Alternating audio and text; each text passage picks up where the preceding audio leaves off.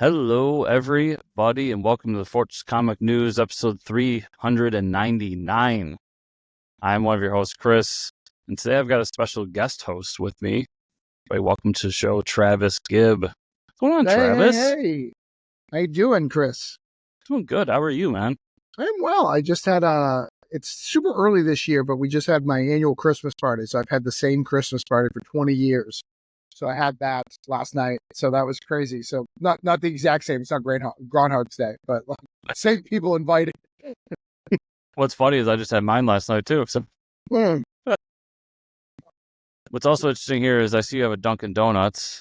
I have the much superior Tim Hortons right now. Ooh. It just shows how really you want to live in Canada. That's really all that tells me. Oh, God, no. No, we've taken them on as our own up here in upstate New York, so right. No longer a Canadian company. Yeah, and our post office works, so I mean, I guess we got that going for us. Dude, who was Nick Gorman? I don't know if you know him, but he's been having issues sending his books out, and that was the first I heard of this post office strike in Canada.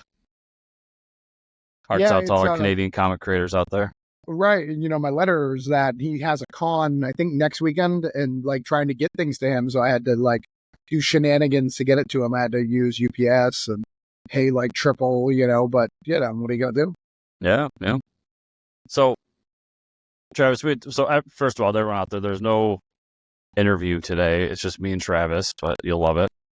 Mike is out of town. He's on international business. So we whipped this together, and Travis and I have been talking about doing a year in review discussion, talking about basically the big two, maybe a few little smaller publishers here and there, going more character by character than anything else. So I think we're going to start with Marvel and get our thoughts on what's going on over there. So what are some books over at Marvel that you've been really digging, or stuff you really want to talk about right now? I think we should just go through the list. I mean, not just what I want to talk about. I think between the two of us, we probably read all the ongoings at Marvel, right? Probably close. Maybe we don't read Spider-Gwen or whatever, but for the most part. So I think we should just start at C, right? Or A, Amazing Spider-Man, right? That's where you start. You start with A? Sure. Let's start with A. We'll start there, and I'll say I am not reading any Amazing Spider-Man. So, all right. Is that new for you, or is that, or has this been for a while? I've occasionally jumped on Amazing Spider. Let's say Peter Parker Spider-Man, based on creators, but not a character I followed in the long term. And I've come to find and feel free to disagree with me because you're more of a big fan of his. I find that he is the most soap opera-y of all the comic book characters out there. Sure. Where the long-term story is more important than the short-term story. Right. Do you agree with that?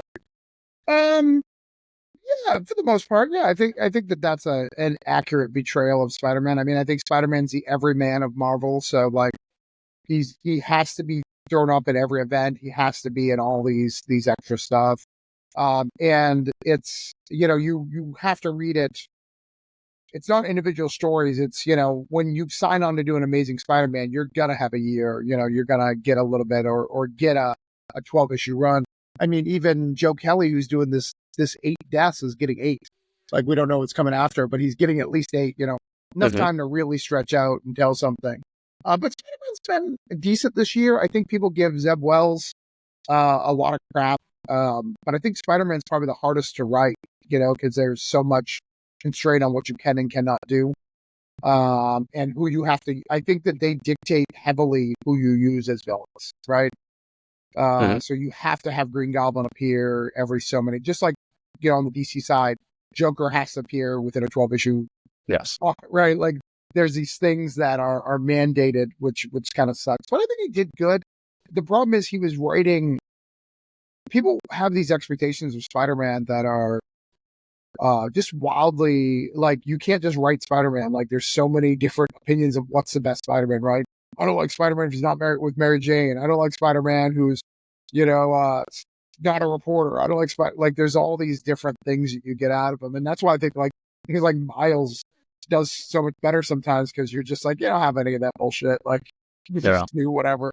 Oh, but no, it's a good year. We had gang wars, which is good, so it was a big, long gang stuff. Probably would have been better in Daredevil, but we had, all the gangs of New York kind of fighting and using Spider-Man, kind of old classic Spider-Man Kingpin. We had a couple new characters. We had Chasm, which was Scarlet Spider, like went crazy. Do you know the origin of Chasm? I'm sure you've seen him, but do you know what he's all about? I know generally, but I don't think I've read his origin story now. Yeah, so Chasm is Scarlet Spider. Is Ben Reilly. Sorry, yeah. Ben Reilly Scarlet Spider, but he got his brain erased. And it's not something they can quickly fix because it was done by magic, so it's not like you can fix it with science. So now he doesn't have all the Spider-Man values that he used to have. They kind of said, so he does whatever kind of he wants, and he's mad at Peter because Peter did it. Peter's the one who raced his mind to do something. So he wants his memories back. He wants, even though they're not really his memories or Peter's memories, it's kind of this weird dichotomy of a character.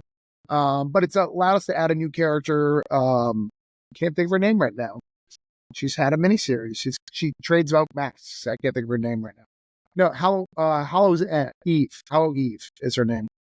She's pretty cool. We got a Red Goblin, who's pretty cool. So there's some new characters stuff, but I think that's about it for Spidey. Can't believe you don't read it all. No, we can kind of U-turn right off the bat. I am a big fan of Miles, although I'm way behind on his book. So sure. I know you were talking about it. I have really been enjoying Ultimate Spider-Man, though. Oh, yeah. Let's talk about that. And I think that comes to... I like Miles because I do like the teenage version of Spider-Man, like the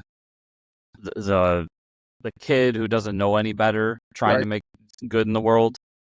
With Ultimate, it seems to be set more in yours and my world, where he's in his mid to late 30s, and he has a family and kids and has lived somewhat of a life up to that point, has a career and everything, and then just has this responsibility dropped on him. Right. And then you start adding in all the differences between the universes, like just having Uncle Ben around, instead of Aunt May, and Green Goblin not being his arch nemesis, but really his best friend. And I'm sure that's going to shift at some point, but I just think that Hickman's done a fantastic job of creating this different version of Peter that feels more relatable to somebody like me. Right.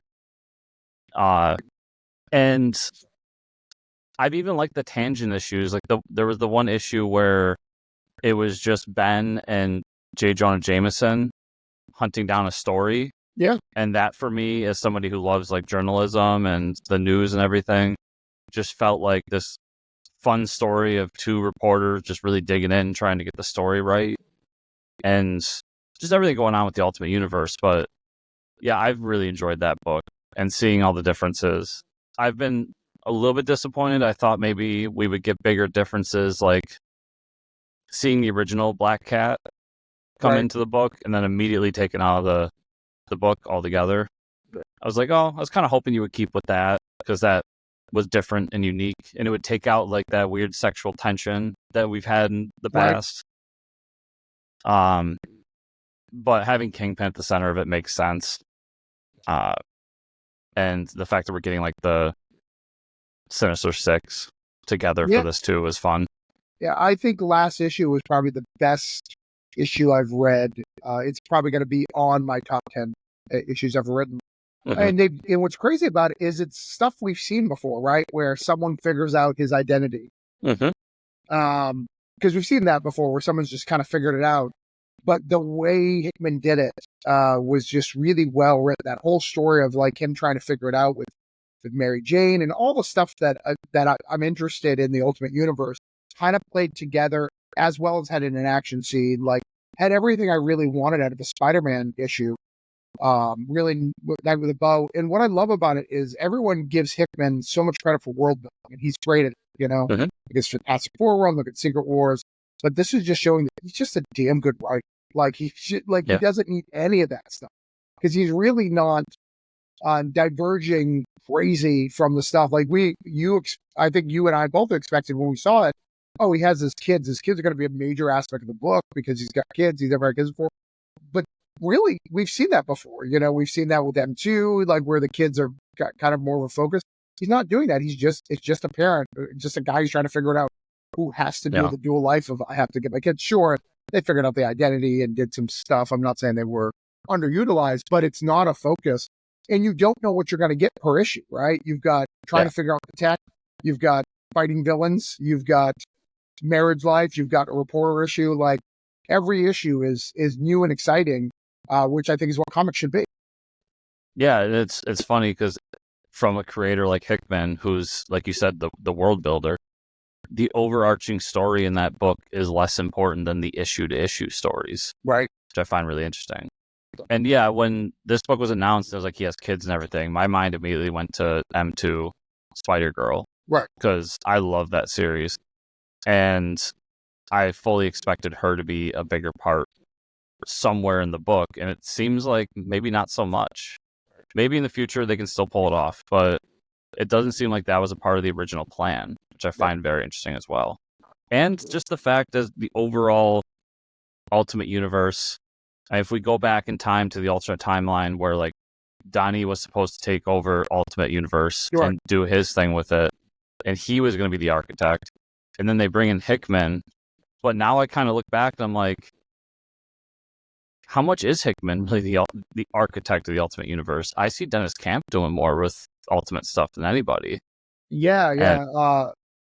I do want to go back to Spider-Man, but let's stay on the Ultimate Universe for a little bit. But yeah, because Ultimate is the exact opposite of what we're talking about. Ultimate's every issue, you're like, I'm getting another piece of what the maker's doing, like and how it's all going to play out, right? And the death a couple issues ago, I know that the latest issue has something different, but the death a couple issues ago was really good. And it's just building, and Dennis Camp, like, even like that Hawkeye, like, has every woke trope that I hate, but I still love that Hawkeye. Like, so I think you can do it right. Like, it's on paper, I hate that Hawkeye. But when I saw it in development, I was like, oh, I really like this neat take on Hawkeye. And he's got that FU to Cap still. And I love that. Like, that's the Hawkeye that I love. And we've missed that in the last, like, 10 years. Where Hawkeye and Cap want to do things completely differently, and they fight. I remember reading that and being like, this is what I always tell people. Like, you don't hate the politics in your comics, you hate bad writing. Exactly.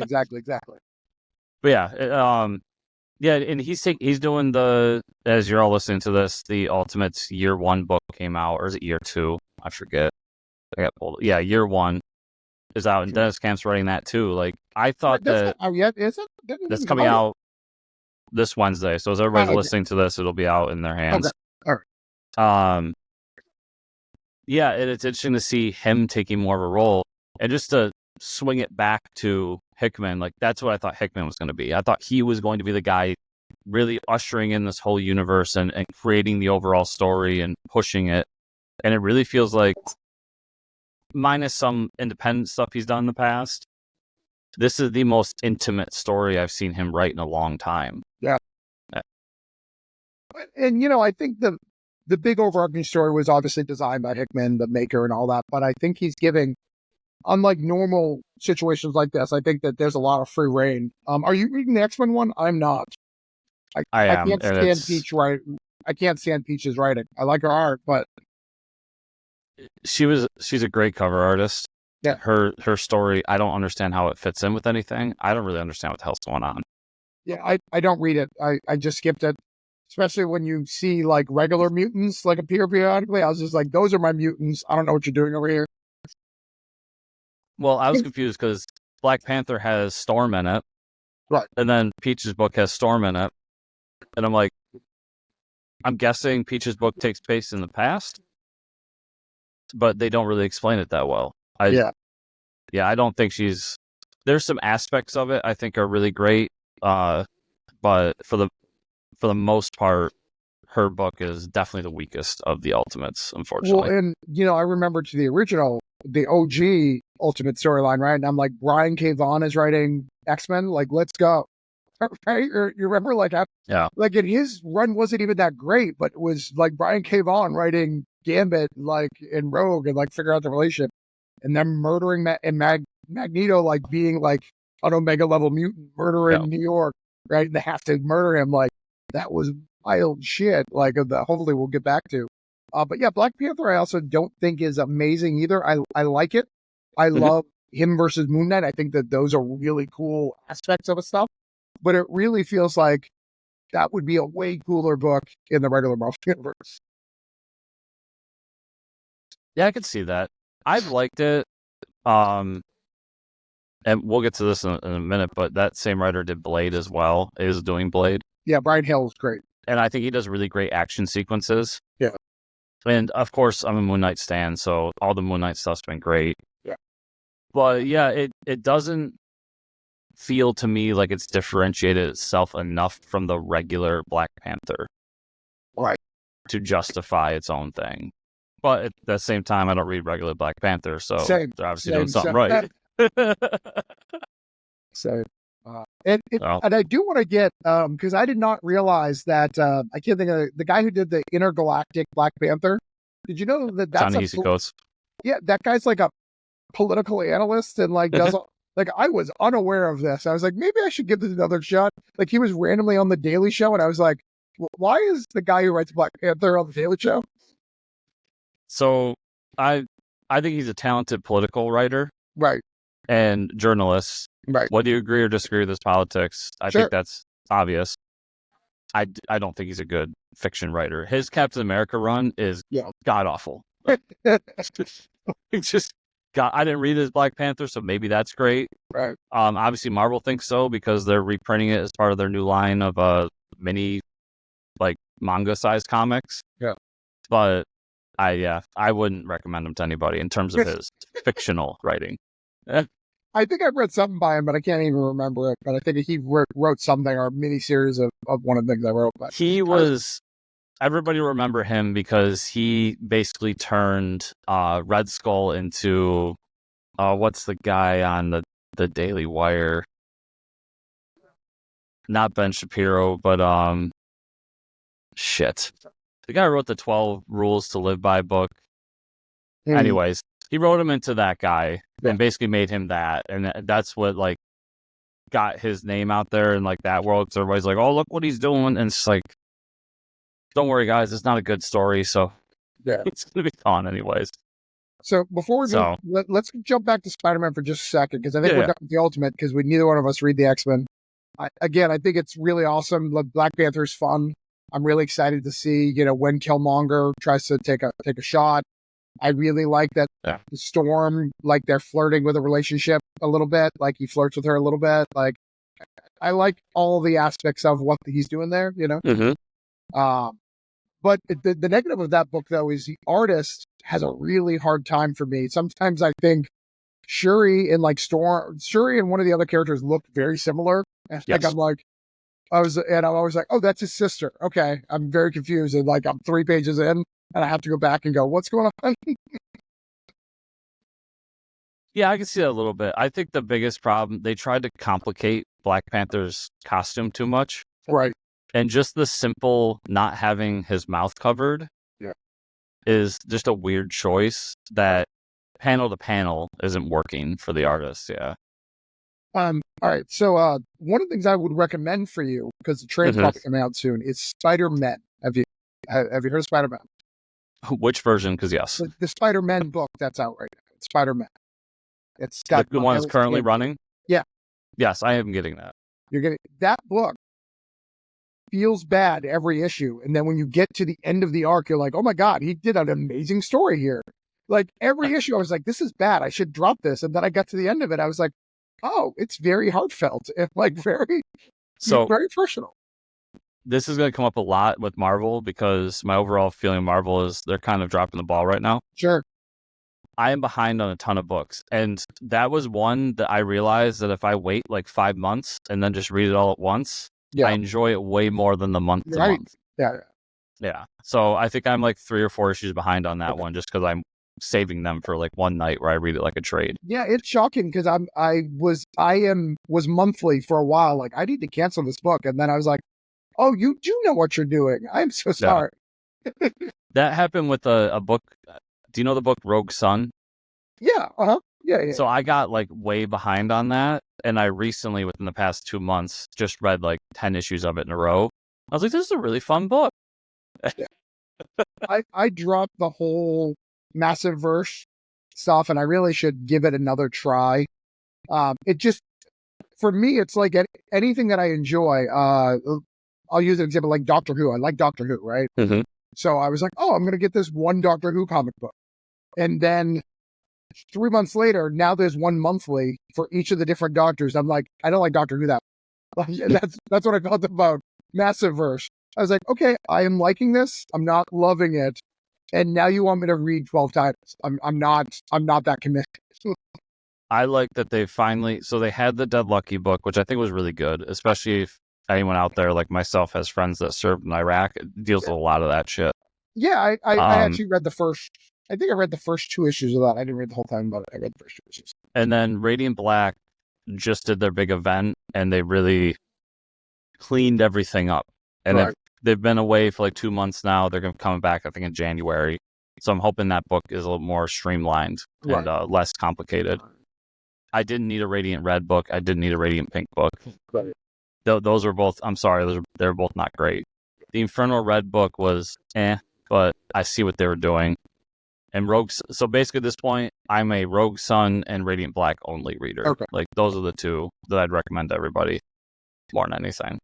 Sure. So, all right. So actually, we were kind of on the Ultimates, so let's just finish up the Ultimates with the Ultimates. I mean, how do you feel about that book? Have you been digging it so far? Well, I think we talked about Denzel Camp being the thing. I mean, I think it's, I honestly think it's the most Ultimates of the Ultimates books. Yeah. Right? Like, it feels every issue we're getting a new hero. You're getting like vastly different versions. Like, the Hulk there is vastly different than the Hulk that we're used to, I don't particularly love the team, but I have an affinity for Iron Lad, because I'm a young Avengers fan. I love Ultimates Fantastic Four, what they did with that, at least the Maker. So I like the Doom that's in there, that's on the team, the Reed Richard Doom that's on the team. So that's really good. And I think it's the best. I think that version of Cap is really well done, because I like Soldier Cap when he's just getting shit done. Soldier Cap, like he tends to be one of my favorites. Yeah. So World War II Cap, which is what you're talking, Soldier Cap, and then for those years when Ed Brubaker was just like, no, he's a super spy, are the best versions of Cap, in my opinion. Yeah. I do really like that Jim Hammond's on the team too. Like, that makes me happy. Yeah. It's, for me, I love the Invaders. That's a character that's not used enough. Right. And to have him on the team was really great. I just think that book's taken a while to get its stride together completely. And now that we have the team together and they're actually going on adventures, it's been a lot more fun. Yeah, I would like to, and not that I'm trying to encourage Marvel to make more books, but I would love one-shots of each of the characters to give them their own little stuff, because I think that, it's really hard. I was really upset because I really like Sif being there, because it's just so unique. Like, nobody's really used Sif. It's such a unique choice to do that. I really like that instead of Thor, and I know Thor's in the book as well, which takes away from Sif being there, but what. And the She-Hulk the She-Hulk issue in particular was one of the best issues, I think. I actually, I've been meaning to get that together and kind of reading it. To read it all in one run, I'd like to sit, because I love, one of the things I love about the Ultimate Universe is, and I think it's what Marvel really needs to take cue from it. Instead of doing these arcing stories, this is one day out of the month. Not always a day, but like a week, one section of what happened during the month, as are leading towards the Maker's return. Yeah. And I've always loved the Ultimate Universe because, yes, there were retcons, but for the most part, it was things actually happened. And we didn't do as much like fiddling around as the regular Marvel Universe does. So I'm hoping they stick with that. Yeah, I think they will. So what would be next? That did Amazing Spider-Man. We kind of jumped in the Ultimates. So I guess single character. So let's talk about Cap. Let's talk about Cap. Yeah. I think his book is really boring. I agree with you. I know JMS is a good writer, so I'm going to stick through it. But I was hard like this, and it's so foreign too. Like Cap has so many things that he should be taking care of. You don't need to do these mutant refugee thing that he was doing. Like that's an X-Men thing. Like let X-Men do their mutant refugees thing. Like you can have an issue of that to show that he's not racist. But beyond that, and it started out so good, like Cap getting a home and just helping out his neighborhood.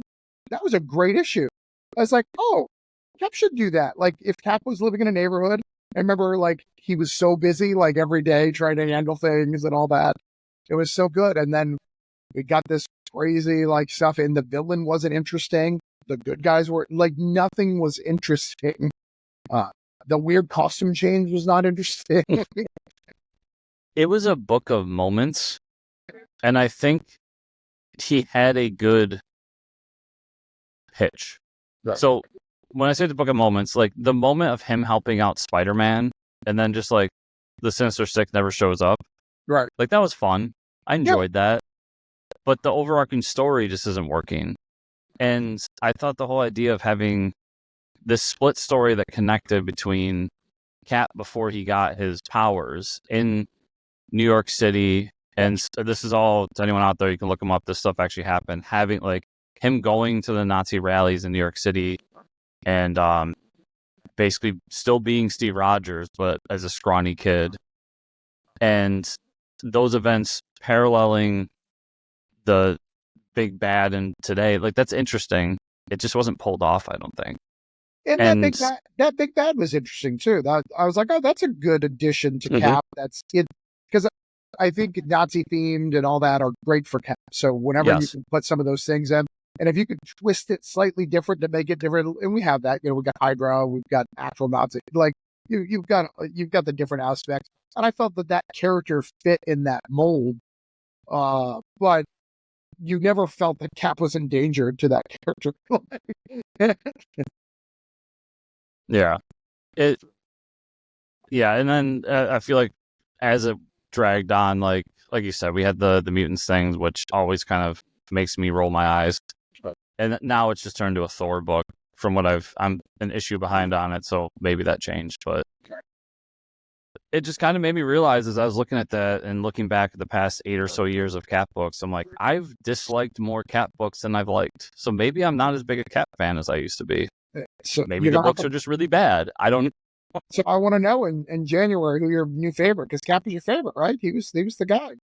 He was the guy. I think I've been saying that Daredevil took it over, but even that, we're going to talk about that book, but even that's not completely true. I don't really know. We should go to that right now. Let's go to bad books, and we're going to continue. Let's continue to bad books. Okay. When did the giant-sized Daredevil issue come out? Exactly. That's the last issue I read. So yeah, it was a few months ago, and I actually thought that one was okay at that particular issue. But he is not. I'm just gonna say it. He's not a good writer. Like, I'm sorry if anybody offended. He's just not. Daredevil should be the top tier writer who's doing stuff. So it should be Chip Zdarsky was great. It should be a Jed McKay. It should be someone who's trying to make a name for themselves and doing some hit stuff. It should be like somebody who's trying to prove themselves. Like who's they wrote Cap. You probably didn't like the two people who co-write everything together. They just wrote Guardians. Jackson Langdon and Colin Kelly. Yeah. Love those guys. Those guys would be great for Daredevil. Give them Daredevil. Yes. People who like, even if it's a bad story, they took swings. Like, because I haven't they're hit or miss for me, but they always take swings. And I think Daredevil needs to take swings. There is 0 swings in here. She's baking on like, I know religion. So what? Everyone knows the deadly sins. It's not that exciting. We've seen it. I like when they go into Daredevil's Catholicism. Like, I think that's a big. That's obviously a big part of his character. And I thought the idea of fighting the seven deadly sins as he's coming out of Chip's run was a good idea. Sure. It just hasn't worked out. Or at least it didn't work out to the point that I stopped reading.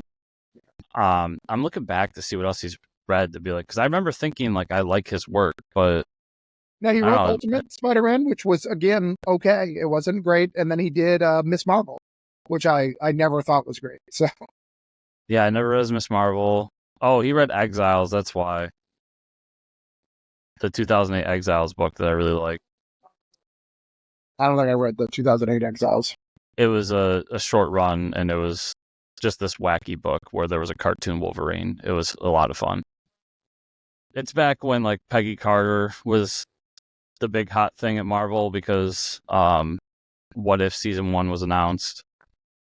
Still don't understand that whole thing. I still don't understand why Peggy Carter got a TV show. Like, I'm still trying to figure that out, wrap my head around that. Like, someone at Marvel's like, this is the character we need to do. As a cat fan, yeah, I agree. I mean, Yeah. yeah, she's a great addition to Steve as a character, but Sure. yeah, on her own. And the whole her being Captain America thing is like a fun what if story, but I never got her being a regular thing. Sometimes what if stories should say what if stories. But anyways, I'm looking through. He's written a bunch of Miles and some Conan, and that's about it. Yeah, I don't think, I really believe that Daredevil should be reserved to the people who are going to break the industry if you give him a little bit. Like right now, I would want, if I could pick who would be on Daredevil, I would want Jed McKay, not that he needs more fucking work, but Jed McKay should be it. The two guys, the two people we just talked about would be great. Ron V, if you get him back to Marvel, I think you've lost him. I think he's switched over to DC. But Yeah. Ron V would have been great. Maybe Alan Ewing, but even Alan Ewing, like he tends to go wacky. Like I'll say he can stay as far away as he possible. yeah, he tends to go. He tends to go wacky. So I don't know. I try because the Hive Mind would be great. The problem they always have in talking to them is that they're always pitched limited series, never ongoing. Right. So that's when you say they take swings. They've told me personally, like that's why they take swings. Right. Is they've got 6 or 12 issues to tell their story, and that's it. That's why they're actually doing the Star Trek book right now, and they said that's the longest they've written a book together in their careers. So that would be interesting to see them get Daredevil and be told like this is non-ongoing. So as long as sales are there, you can really do long form storytelling with it. Ramby would be great. Ramby's always a great writer. They've been hit or miss for me. I hated their Guardians of the Galaxy, but you can't acknowledge that they didn't try something unique and new. So even if I hate it, like it doesn't matter. I appreciate that. But they just did the Venom Wars thing that they crossed over in. Their Spider-Man in that was probably the best Spider-Man I've read in years. It was really good. The closest thing to an ongoing they've had at Marvel is their Bucky story, I was going to say. That's been going on through like 6 books at this point over years. And yeah, like they did a Bucky one-shot. They did the Cat book, which had a lot of Bucky stuff in it. One of the better Cat books in a long time. Actually, didn't they do Thunderbolts that just came out? Like, what happened to that book? They did a Thunderbolts miniseries. It's coming back in January as part of the whole Doom thing. And Bucky's always at the center of it. So they have pet characters that they have been taking under their wings. At DC, it's Batman Beyond, which has been phenomenal, even though it's probably done. So I think they're capable of doing a lot. They just need the shot to do something ongoing at one of the big 2. But everyone tells me Daredevil's bad. Everybody at the comic store, like, Marvel really likes that writer. But I think he's gone soon. He's got. I think we're going to get a new swath of writers here soon because, as we'll talk about, DC's just eating their lunch in terms of the quality of their books. And yeah, this one in particular has been, like I said, I'm way behind on it. I kind of gave up on it, which is the first time in my life I haven't read month to month Daredevil books. So and you should be winning me over because Bullseye's my favorite villain, and they haven't used Bullseye in a long time. Yeah. And you should be winning me over, and you're not. You know, And it's coming off some great runs too. Like I know Charles Soule's run was kind of a now lot of people liked it, a lot of people hated it. it I was really good. liked it. People are dumb. And They just don't like the ending. Chip's run was phenomenal. Yeah. So it's tough, but yeah. I'm trying to think of who else would be good on it. Give it back to Chip. He lost Batman. So ask him to come back. Yeah, we'll talk about that in a minute. That makes me so angry. Yeah. You know what'd be interesting for Daredevil? But he's a DC guy. Who? Dan Waters. Yeah, Dan Waters would be great. Yeah. I always wanted Jason Aaron to take it, though. I always thought he was lining up to take over Daredevil, but he never did.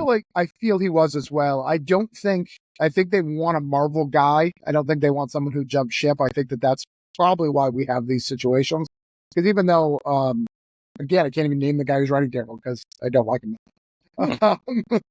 I think that he's still a Marvel guy. So I don't know. I could see Jed taking it over, but he's got to finish up his Moon Knight story. He's got the two biggest books at Marvel and Avengers and X-Men. Jed MacKay is literally the best writer Marvel has right now, in my opinion. Yeah, it was so funny because I remember reading some of his stuff early on and really liking him, and then he just blew up overnight. You know, let's jump to Moon Knight. Moon Knight is fantastic. And even when he's killing them and switching characters and stuff, like the story continues. He's the first guy who's mastered all right, keep relaunching my series. I got this. Like I got Moon Knight. I could do this all day. All day. He's got the old cat meme, right? I could do this all day. Yep. It's so fantastic to see. That Moon Knight series was great. The first one that he did. And then it had to come to a conclusion because they wanted a big death. And I remember everybody being freaking out about that. But I'm like, none of you read Moon Knight because that's Moon Knight's thing. Like he just resurrects himself. It's fine. And they brought in the Hunter's Moon, which is an interesting addition. I like him having a support structure now in the Moon, the mission. I loved when they got rid of him for like 6 months and they brought in the guy who decided he was going to be Moon Knight, but the mission was just like, fuck that, we're not doing it. And then his rebirth. And that kind of ties into Blood Hunt a lot because what they did with Blood Hunt and bringing back Moon Knight for this huge event, like the fact that Moon Knight was the centerpiece of a big event, as somebody that loves Moon Knight and has for a while now, was awesome to see. So that book, I recommend it to everybody. It's been phenomenal. And I think his new relaunch is really great because he did a great job of bringing people in while not boring somebody like me along the way. Yeah, Jed's phenomenal. I love that Moon Knight, solved the problem of the Blood Hunt stuff, but still kept him in his ranks, right? Like didn't make him. Like sometimes what they do when they do these events, they let a hero like be the winner and like solve everything. And now that guy gets upper tier. He gets started the upper tier. Mm-hmm. They didn't do that for once, which I thought was great. I think they did a great job, wrapping up, because Blood Hunt, if you read Doctor Strange, really kind of played into all the stuff with Blood. All of his titles kind of really tied into that without taking it away. And even Avengers going, I know the Avengers that I want to write, and I know that that's not what everyone wants, so I'm going to give you this other Avengers, and it became a title. Like, that's great. Yeah. All around, I can't say enough good things about that series. Yeah, I think Moon Knight's probably the best ongoing series that Marvel's doing. I would say hands down, yeah. And I think they know it. I actually also think his Doctor Strange was really, really good too. I just think people don't care about Doctor Strange enough. Or either they don't care enough about it or he had to get rid of it because of Avengers. Because I think Doctor Strange takes a lot of research. Doctor Strange... When's the last time we had a long-term writer on Doctor Strange? I'm talking like years and years. Not... Because I know... I don't think they've ever had like years and years. Yeah. So I wonder about the sales on a book like Doctor Strange. Yeah. I think it's you get a year or two run. Jason Aaron did a year or two. Donny Cates did a year or two. Other people randomly did it. Jed MacKay came. Yeah, because those are the only ones that really matter. We could just transfer over to Avengers here. I mean, speaking of Jed MacKay, but I think his Avengers run's been really good. It hasn't been phenomenal, but I think it's better than what Jason Aaron was doing. But I think he's suffering from the same thing that Jason Aaron, only Hickman's been able to pull it off, where they're trying to tell some big epic story and they're putting the pieces together, and it feels it. It felt it in Jason Aaron's run. Jason Aaron wanted to do the billion and like the Mephisto, like that was not interesting to me. Like, I get what he was trying to do. Someone may have liked it. I wasn't a fan, and I think Jason Aaron's a great writer. He didn't fuck up. It's not interesting to me. Wolverine being the Phoenix is never going to be interesting to me, ever. Like, regardless of how many people try to do it, I'm not interested. I don't care. But I think his Avengers run, the stuff that he's trying to do is really good. The cast of characters is fantastic. I like the way he cycled out characters and brought new ones in too. Yeah, like bringing Storm in and sunsetting Thor was a really great moment. I think the problem he's having, and the same thing Jason Aaron's having, and actually I'm stealing this quote from Jason Aaron, which was, he said that an Avengers book should feel like an event because it should take an event to get the Avengers together. right. And I don't personally believe that. Right. I think you can have, for instance, we just had Justice League #1 drop a few weeks back. Right. That's not an event book. That's a team book. Like, you can bring these people together to solve something that's grander than just one hero, but it doesn't have to be a big world-spanning event. Right.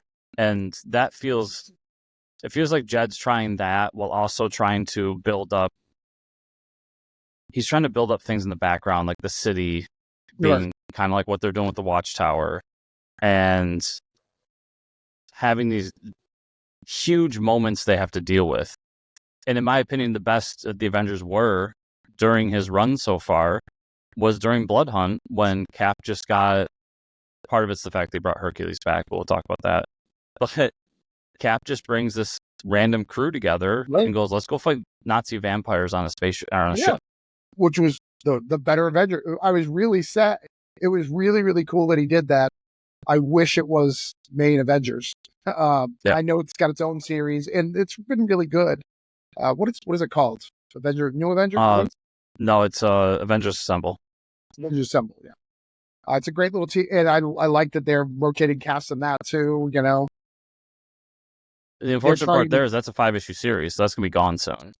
I mean, I love Night Thrasher, but you're pushing him too much down people's throat. Like, I get it. I like it. You don't need to sell me.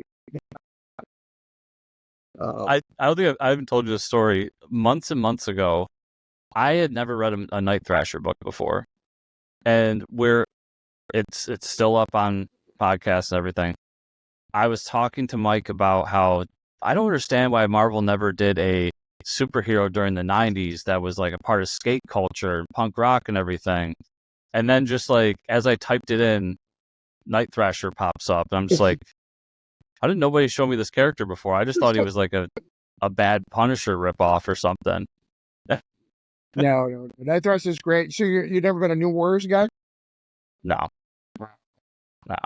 I'm a huge New Warriors guy. So a lot of the 90s stuff, I wasn't into it at the time. So I think it's good, but I think Jed MacKay, I think it showed the ways. In my opinion, the Avengers should just fight big villains. I don't think it needs to be a event book. Fight big. They're fighting Doom. They're fighting Kang. They're fighting, like, let them have the big villains. They're fighting Thanos. They're fighting the big villains. They don't need to have events. They just need to fight the big villains who are doing the best. I'm even fine. It can be any villain. It's just make it a bigger threat, but it doesn't have to be a big event. So, like, it can be the Serpent Society, which Cap could beat on his own, but maybe they have some new thing that helps them out and makes an Avengers level threat. Like, it doesn't have to be the biggest thing ever. But I hope it doesn't hurt Jed MacKay, because I think he's doing a good job, but it doesn't feel like we're starting to figure out who Jed MacKay is, and he just may not be a team book guy. And I think it's a good book. I think it's well put together, but I think Moon Knight is stronger. Doctor Strange was stronger. His single character stuff is stronger. It might be too that there's no expectations for a Moon Knight book. That's true. There's expectations for an Avengers book, so Yeah. But is maybe there, he's though? better off taking like lower rung characters. You never know. I mean, when you think of Avengers, like there really isn't amazing Avengers runs. Like we think there is, but there's not. Bendis killed them. That was the biggest thing, and they gave us new Avengers. Roy Thompson's run was pretty good, I would say. Weird. But all in all, I think, yeah, you're pretty much right. Yeah. And again, I think that they're building to something. Whatever this Doom thing is, I'm sure it's part of it. And that's fine. We'll see. Yeah, But I preferred the Kang. Like whatever they were building with the Kang, the missing moment in time thing. Like that, I dug that. Actually, now you bring that up, that was another thing that might be plaguing his run, is he had this thing set up, and then because a certain somebody got in trouble legally, Right. they had to switch over to Doom real quick. But do you, like, it's not the actor. That's my thing, is let him finish the story. Like, you could have let him finish the Kang thing, Right. and let Ryan North build up a Doom thing. Right. For when that movie actually comes out. That's just, it's all intertwined now, and we gotta live with it. All right, what else we got next? Let's jump over to Blade real quick. Because did you read Blade at all this year? Of course, yeah. No, okay. I'm a Midnight Suns, like if you give me any Midnight Suns book, a Ghost Rider or Blade, like I'm all in. So I'm a vampire guy all the way. So Sure. Blade's always been, and then those Blade movies were important back in the day when they were Sure. coming out. I think this most recent Blade book, we'll get to it, but the previous one before Blood Hunt was probably one of my favorite Marvel books this year. Like, every issue was an action scene. Every issue was this great moment. Like, I come back to Blade hopping on the train and just going and killing everybody on that train to get the relic, and building up this team up into this weird moment where he has to be the bad guy for Blood Hunt. I think it was a great book. Right. And then now that they've relaunched it as this Red Band book, which we can talk about Red Band books a little bit later. The first issue was a lot of fun. The second issue felt too much like we're trying to introduce too many elements at once. And then I think did the third issue come out this week? No. The second issue just came out last week. Okay. So we're only 2 issues in, but it does feel like he still has the flow of what that book should be in it. So yeah, I think Blood Hunt messed him up. I think it sucked because I don't think anybody expected his Blade to be that good and as well received. Mm-hmm. Like, I think it was more of a, let's get Blade into the zeitgeist again. Let's give him a series before this event. So when the event comes, maybe we can sell the Blade trade. Like, I honestly believe that was the plan. Like, Brian Hill was kind of like, or is it Brian? No, Brian Hill. Yeah. They were like, let's see what happens. I really honestly think Blood Hunt was to try to get a Blade sale, even though they weren't connected at all. It was trying to get that trade sale if you want to figure out what happened. And he just did a phenomenal job, created a great cast, created vampires that were interesting, got rid of this Jason Aaron Blade Sheriff thing, like, which I never thought was good. I never loved it. Even though I love the Jason Aaron, like, Russian vampires. Like, I love the Jason Aaron Russian vampires. I like that. But I'm gonna go on the other side of that. That was so goofy that I wanted it. yeah. But it was not something that could have lasted long term. Right. Because that's, talking to Avengers, that was my favorite part of Jason Aaron's Avengers run, was when he's just like, oh yeah, the vampires took over Chernobyl and now they have a vampire nation. And I'm like, this is so wacky and weird and I love it. But yeah, Russian vampires are good. I do like the idea of Blade being a mercenary much more, like doing his own thing. And you're right, and that book was probably greenlit when they thought the movie was coming out. Yeah, I think it was the movie lit, and I think the Blood Hunt. I think the Blood Hunt was also part of that too. All stuff. I think that book was literally if Bloodhunt does okay and people are interested in Blade, we need to give them something that's modern. So let's do this. And the guy killed it. But he killed it. He made an amazing story. And even when he had during Bloodhunt get rid of Blade and do a Spirits of Vengeance, still continued to go. Yeah. Like, I am the guy who should be spear hunting the spooky side of Marvel, and I give it to him. Like, he's really good. And I think that book is what got him Ultimate Black Panther. Yeah. The success of that. Going back to Daredevil, give him Daredevil. Let's do it. That's a great choice too. Yeah. Give him Daredevil. He seems to care. There's certain people who are really good at respecting continuity, because everyone who's a Marvel fan or stuff loves the continuity, but only messes with, but keeps the base up, but allows the other stuff to kind of flow. Does that make sense? Like, the stuff that's important that everybody agrees is important, I'm going to keep all that. And the small stuff, Ed Brubaker was really good at that with Cap. The only time he messed up is when he killed Nomad. And then when he killed Nomad, he was like, oh, clearly you guys care. Let me go and do a whole issue dedicated to why I killed Nomad. Because I am sorry. I didn't realize. Like, did you ever read that letter page where he explains it? It's so good. They're trying to look at it a lot, where he's like, I'm sorry. I thought you guys didn't care. I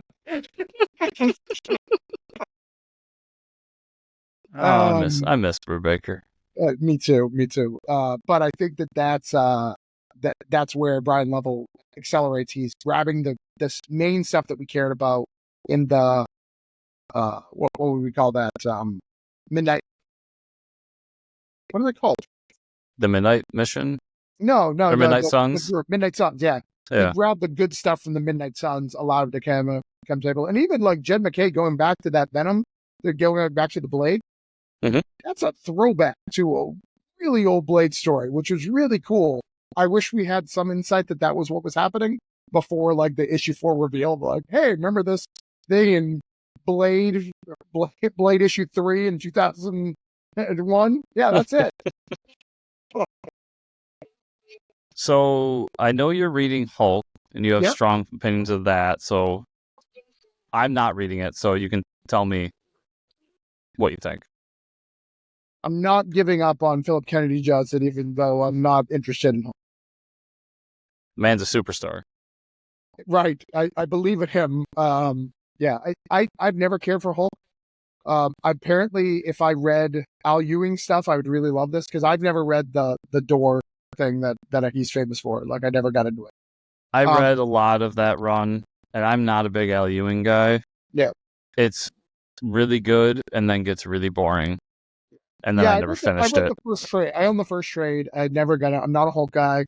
I literally just kept reading it because of Donny Cates. I was like, literally, Phil Kennedy Johnson, you going to try to get out of this? Go ahead. I want to see you do. Good luck. And then, speaking of Ewing, are you reading Thor? No. Yeah, that was one I dropped off of real quick. Then, once again, I'm not a big Al Ewing fan. Yeah. Speaking of Al Ewing, though, like, I'm reading Venom, which I don't think you are. No. Venom is fantastic if you can afford all 10 crossovers of the event. Like, literally, I'm not kidding. I'm not making a joke.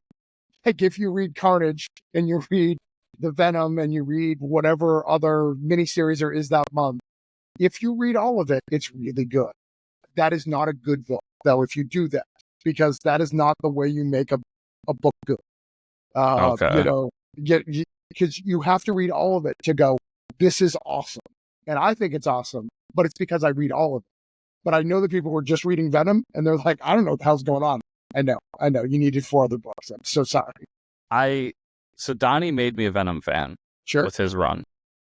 And I wanted to keep going with Venom. Honestly, at the end of the day, what happens is money. Like, I have to make monetary decisions on when I buy. So I didn't keep going with Venom. I would like to get back into Venom, but that's what I've heard. And that it's a lot. And then I saw this recent event, and I'm just like, holy shit. That's so many books. Yeah, it's a lot. It's really, really good, really well thought out. And what's cool about it is it's really letting Al Ewing play, like, expand the Venom universe. Because, so you got a Downey Cates run, he's the King of Black, and now he can control all Citybite. So, all right, so what do you do with that? So you've got various past, present, and future, Eddie Brock trying to kill each other. Like, it's wild. And then you've got his kid, cool because he's part Cinebrite making his own little Venom hive, which is really cool. And then Carnage, because remember he broke out from the Cinebrite, has his own little hive. Like they're really expanding the Venom universe for good. Like in the future, it's got to be really, really good.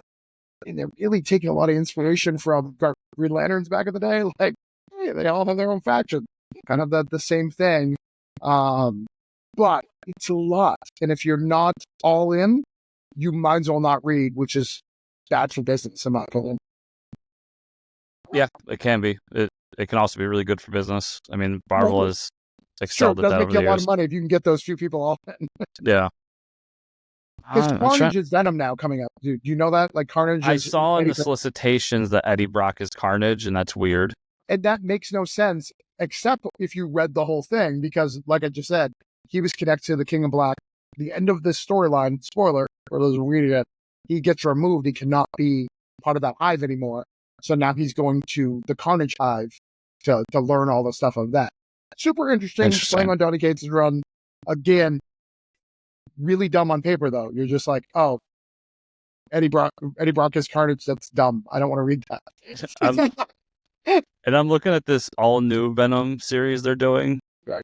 Which they haven't said who the all-new Venom is yet, have they? It's Luke Cage. I mean, they didn't say. Really? They didn't say, but it's Luke Cage. Yeah, he's fighting AIM, so, I'm kind of interested. He is. Yeah, the first issue came out. It's yeah. Interesting. Are you reading any X-Men? Any of the 27 X-Men books coming out? I am. I'm reading X-Men and X-Men Uncanny. So I'm reading the Jed McKay X-Men, and I'm reading the Gail Simone X-Men. I'm not an X-Men fan. When they were announcing a new X-Men book every other second at Marvel this past couple of months, I was way out. But yeah, they're both really good. They're both self-contained. They're kind of telling the story of the end of Krakoa a little bit without like devaluing that story. They've done some dumb stuff, like Magneto's in a wheelchair, and from what I understand, he got hit by a car, and that's how he got in a wheelchair. Magneto should not be hit by a car. And the reason why he couldn't stop the car is there's a degenerative like gene from being resurrected, which is cool because they should be a punishment for resurrecting all these X-Men. Yep. Here's the problem: Magneto only got resurrected once. It was like a big part of his storyline. So the guy who only did it once instead of the guys who did it 100 times, like why? Like it's just bad storytelling. But beyond that, it's good. Gail Simone's writing some really good stuff. They're trying to do classic X-Men, and it feels like it's a red and blue teams. It feels like red and blue teams. I'm not reading the extended universe, so I can't tell you about X-Force or Exiles or Astonishing X-Men or X-Men 2099 or whatever shenanigans they got going on. Well, yeah, and I feel bad because there's some good writers and just creators all together on some of those teams, on some of those books. People who I would normally read, but it's X-Men. Like the fan base here knows how I feel about X-Men. Like I love David Bowes. I love the Hive Mind. I love who's doing I'm not knowing his name. I love a lot of these creators. Yeah, you're not gonna get me on an X-Men book anymore. It's its own thing, and I just have been so out of it for so long that I can't do it. Yeah, X-Men's really good. The problem is, I think that every time they go in new eras of X-Men, they flood the market. And that's what's happening right now. And it's flood the market, so you can't care. And then Tom Brevoort, like that guy is a champ. That guy knows what's going on, so he's gonna make it all make sense. So if you're reading all of it, like there's just like we're talking about Venom, there's a reward. But yeah, and for the fans out there that love X-Men, there you go. There's a ton out there for you. So good on you. I think the only other thing we got to talk about from Marvel before we move on, because I'm not reading Iron Man. I don't think you are, right? No, I'm not an Iron Man guy. Is the 2099 stuff? Are you reading any of that? No. I jumped in when they just did Conquest. What they do before that? Annihilation. Yeah. Didn't really like it. It's really, really good stuff. The problem is it's done by miniseries. So every miniseries is its own thing. It's honestly done by one-shots from what I saw from Annihilation. It's not one-shots. It's, well, yes, but the one-shots Annihilation led into an event.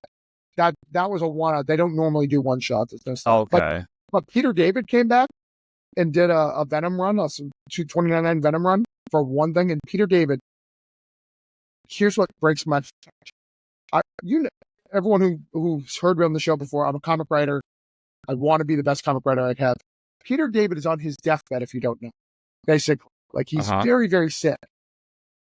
And he can write better than me, and it stresses me out. He's better. He's been doing it for a long time, sir. What's up? He's been doing it for a very long time. Sure, like I'll give him the break, but like the guy's practically dying, and like can still pull off better comic guy. Oh, so good for him. Time to jump ship. The other thing of Marvel that I'm really enjoying is Namor. It's not an ongoing, but I'll throw it out there. I think Namor's a good book. I think I may have missed. I think I only got the first issue. As more issues come out, I think I may have missed it. Yeah, we're issue 4 or 5 at this point. Yeah, I think I gotta check it because, he just got off the boat in the first issue. He was being peed on. Like that's as far as I got. Yeah. Now he's doing the thing where he's going to each individual clique inside the 7 Seas and trying to like stop this war from happening. Yeah, I meant to grab that, but I don't think I pulled it on my pull. So I'm gonna have to mess my comic store right now because Jason Aaron doing Namor sounds great. Yeah, I think it's really good. So, a few overall thoughts. How do you feel on the red band thing?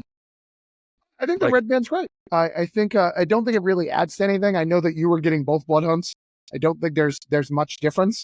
Yep. I do think it brings a little edge to the books that should have it. Like, in my opinion, if you were doing Punisher right now, you should have that Elektra and then the Midnight Sun stuff. Like, I think that if Marvel's smart, which I don't think they are, if they're smart and they keep it to where it's at, I think it's perfect because it gives that little edge, an extra reason to buy stuff. I do too. I don't like that they're doubling up on them. I think that's very cash grabby, but it's Marvel, so what do I expect? Right. Like you said though, the books they have it on, having it an Elektra Daredevil book, right, makes sense. The Wolverine book makes sense. The Blade book makes sense. And we didn't talk about it, but the Werewolf by Night book that I'm really liking, that also makes sense. Yeah. So I'm for it. Stop polybagging them, please, because polybagging's stupid. But other than that, yeah, I think it's a fun gimmick. Oh, and we should mention, I'm sure both I are reading the Hickman Wolverine. That's a story that's happening. Yeah. That's cool.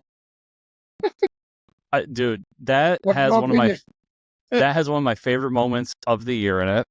And you'll know exactly what it is because I hate Deadpool so much. Oh, yeah, me too. But when Deadpool's ready to kill himself, where Wolverine talks him out of it, right, gets up and then just pushes him into the reactor. It was an amazing sequence. Yeah, that's a great book. Yeah. And there's a bunch of we wanted to talk mostly about ongoing, but there's a bunch of miniseries that have come out throughout the year that are really good too. So let's shift gears over to DC. Now that we just spent an hour on Marvel. Right. How about this? Well, let's start with leaving Absolute as its own thing. Okay. Let's start just with Batman. Okay. I guess the main Batman book's a good place to go. Yeah. I really like it. It's disappointing because now that I know the whole backstory that Chip wanted off of it, was asked to stick around, and that he's leaving to make way for a story that I don't want, right, has kind of diminished it a little bit. But I wanted Chip to be on it forever because I thought when he wasn't being bogged down with events, right, it's a great book. Absolutely, except for the event that he created, which I thought was bad. The year Catwoman one. Which one? Him and Catwoman, like where they're fighting over their teams. Like I didn't think that was good. Oh, that was his? Yeah. See, I count that as an event. Like anything that wasn't the main story that Chip was doing. Yeah. I just thought he lost track of things. It's an event, but it's him and Teeny Howard put together. Yeah.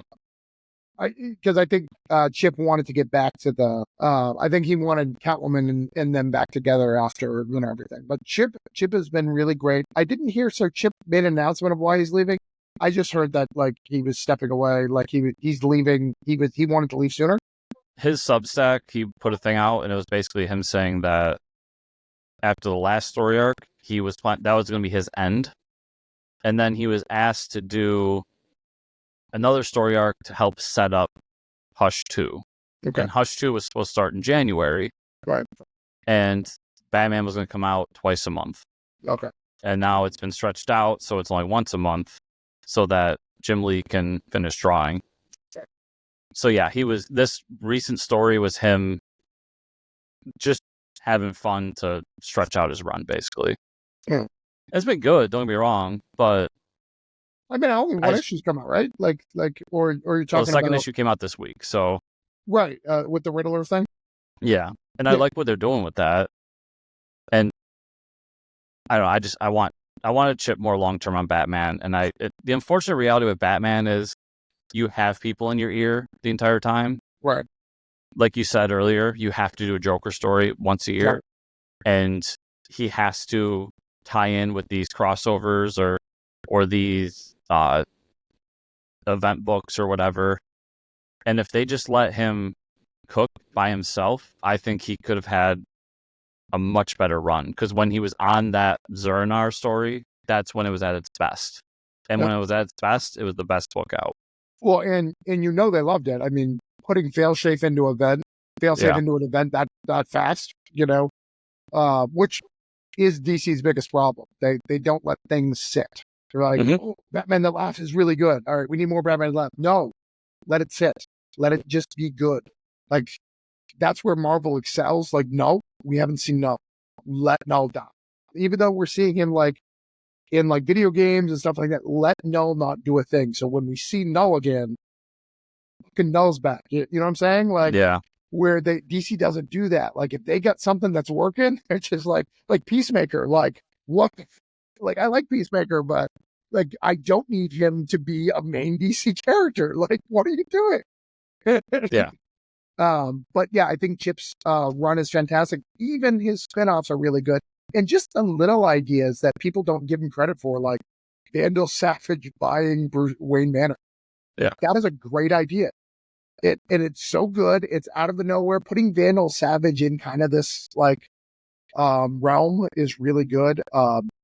Chip Zdarsky, like this new run, I know that it's maybe thrown together, but like watching him, Chip Zdarsky knows how to tell a detective story, and people forget, like, because his Batman run has been action, but this is his true, like, he's really good at detective stories. Like, he's really good at it. So I'm very sad that Chip's gone. I think it's upsetting. I don't agree with you. Like, I want Hush 2, but I don't. It's so big. Hush 2, it doesn't need to take the main Batman book. Like, you don't need to increase the sales of the main Batman book. It's fine. Give it its own miniseries. Like, well, I'll get to that in a second, but I think Chip, as a creator, as a writer, is, in my opinion, the most talented guy in the industry, because it's tough to really nail down what a Chip Zdarsky book is. Right. And when you look at his catalog, he's always doing something different. Right. And yeah, he did one of the better Ed Brubaker, Sean Phillip books in a long time with his, I forget the Image title now, but he's always doing something unique in what he does, and that's what I love about him. And him taking over Batman, I knew right away. I was like, I don't know what kind of Batman it's going to be, but I know it's going to be great. The Hush thing, just, they wanted it to be numbered because, according to Jim Lee, he's like, well, the original one was a part of the numbered series, so we want the sequel to be. I'm like, okay, guys, but you're bigger than the numbered series at this point. One, I think it takes away from writers growing, and Jeff Loeb, like, you can tell that the TV stuff, when James Gunn came over and took over the TV stuff, like he's factoring comics. So I think we're going to see a lot of Jeff Loeb in the coming up. Long Halloween has been great. I love Jeff Loeb as a writer, but he's much like Mark Waid or Peter David. Like, they write comics in a not modern way, which I love. I love to read those, but the new series should be written in the modern way and let them have their own thing and like let them cook. I just feel like one of my complaints about DC is they depend too much on legacy series. Right. Like you said, you're enjoying Long Halloween. That's fine. I refuse to read it. Like, Long Halloween is a standalone story to me, and I will never read sequels to it. No Dark Victory. No, I don't want it. And this one in particular, like, I know he says up and down that Tim Sale and him had this plan for years and this and that. I'm sorry, Jeff, I don't believe you. I just don't. So I do, because I was following Tim Sales pretty well, and he was doing a lot of fan art at the time. I do believe they were working on a Long Halloween. I think Tim Sales was older and was not doing work at the thing, so it was one of those, yeah, I'm going to write you an issue, go ahead and work on it, and finish it when you finish it type of thing. So yeah. I believe so. I don't know. I don't believe, where I'll meet you in the middle, I don't believe that Tim Sale would have agreed to another 12. I think he would have agreed to a 4. Yeah. Yeah, you know what I'm saying? Like, Tim Sale, I don't think he was in the health conditions to do another 12 anymore. So that's my issue with Hush too. Is just Hush is great. I let someone else use Hush. I don't know if I need a sequel to that big, and I just feel like no matter what they do, it's going to disappoint. Maybe I'm wrong, but well, again, these are the negative of bringing like a Jeff Loeb is they don't care about new content because they know they're bigger than the new continuity. And you don't have a Mark Waid who cares about the continuity as much, Yeah. Jeff and that's Loeb, my overall thing with DC is one of the things I've been praising them about left and right is not only are the books really good, but when they do these initiatives like All In, right, it's all about soft resetting continuity and letting new people jump in, but you're telling this big story that's going to lead to something. Like the last one led up to Absolute Power, which set up All In, and we're going to do that again. Like the continuity matters at DC a lot more than it does at Marvel, especially with these 2-year plans that they have. So to bring in a Hush, how does Hush like work with everything else going on? And don't tell me that Jeff Loeb and Jim Lee are going to be told, oh, by the way, big event coming up, make sure you tie in. But they'll do that to a Chip Zdarsky. Right. Like those are the things that kind of like just irk me about how they do things. Well, and I bet you like all the stuff that matters, like I bet you we won't see a lot of Damian in it because Jeff never really wrote Damian. I bet you we won't see him being poor right now, which is kind of an aspect of Batman that I like, of him not being rich, And I credited DC because I thought when they killed off Alfred, I'm like, Alfred will be back within the year. Yeah. And it's been a few years. I give him credit for that because I think that makes him more interesting and it adds new storytelling elements. Now him being kind of middle class or poor is a new interesting element to the Batman mythos. How long do we stick with that? And will Jim Lee and Jeff Loeb do anything with it? I doubt it. But, well, I think he's got more money now, right? Didn't Failsafe get him money? Like that was one of the things that Failsafe did when he was in charge. Oh, that's right. Yeah. So it's already been taken care but of. But he's not like rich like he was before. But I think Failsafe he bought a mansion inside of Gotham, and then he did the thing where he bought like a whole neighborhood and low income housing and everything. That's right. Yeah. I forgot about that story. He's got money. I like the twist of Nightwing having more money than Batman. That made me laugh. I enjoyed that. Like do different things with these characters. It's fun. And then you're right, but they also have a Batman and Robin book coming out, so Damian will be in that. I'm not reading that, but yeah, no. So I'm reading Batman and Robin. Joshua Williamson did a great storyline, but it was really a continuation of the Robin storyline. Like, so if you're reading the Robin that Josh Williamson did, this is kind of a continuation of Josh Williamson stuff. And then now we have Dan Waters on it, I think Dan Waters. I just pulled up this week's issue, and it's the superstar himself, Philip Kennedy Johnson. Okay, Phil Kennedy Johnson. Yeah, Phil Kennedy Johnson. I didn't realize he was taking over that book. And he's doing detective books again, which I'm not sure if I'm going to stick with it because I don't. It sounds like Phil Kennedy Johnson just wanted a Batman book, and he's like, all right, I'll stick with if Robin's there, that's fine. Yeah. But you can tell even right now, like Batman's handling the mystery, Robin is like crowd control. So we'll see how it goes. I didn't read Ramvee's Detective, so I'm sure you did. No, I haven't read Detective in a long time. I didn't read it. I didn't read it. Nightwing. It feels like to me, because I want Detective, so I think Batman should be the overarching, like, more bombastic book. Sure. I want Detective to, it's in the title, be more of a rounded detective book. Right. And I never get the feeling that anybody wants to do that anymore. And like even with this most recent one, I love Tom Taylor. But when the solicitation came out and he immediately started talking about his origin story, I'm just like, I'm out. I'm reading it. I jumped over because the twist was really good. I don't remember what the twist was. There's so many Batman books right now.